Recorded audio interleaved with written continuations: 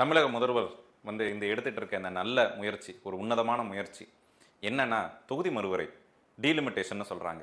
இந்த டீலிமிட்டேஷன்ல நம்ம தமிழகத்துக்கு கஷ்டப்பட்டு பெற்ற அந்த உரிமையை பாதுகாக்கவும் நம்மளோட வளர்ச்சியை இன்னும் மேல வளரவும் இது ஒரு முக்கியமான தருணமா இருக்கு.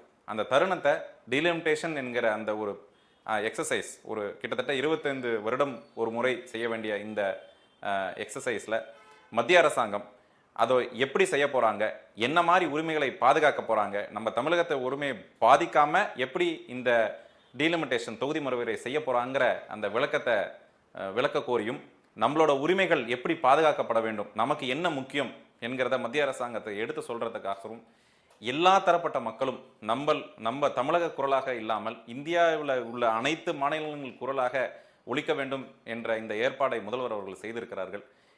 இந்தியாவில் இருக்க எல்லா இடத்துல இருந்தும் வந்திருக்காங்க. சிஎம்ஸ் வந்திருக்காங்க, எம்பிஸ் வந்திருக்காங்க, எம்எல்ஏஸ் வந்திருக்காங்க, பலதரப்பட்ட அரசியல் கட்சிகள்ல இருந்து பெரிய தலைவர்கள் வந்திருக்காங்க. அதனால இது இந்தியா மக்களோட சாதாரண மக்களோட குரலாக பாராளுமன்றத்திலையும் பிரதமர் அவர்களுக்கும் இந்த குரல் எடுத்து சொல்ல இது ஒரு முக்கியமான தருணம்.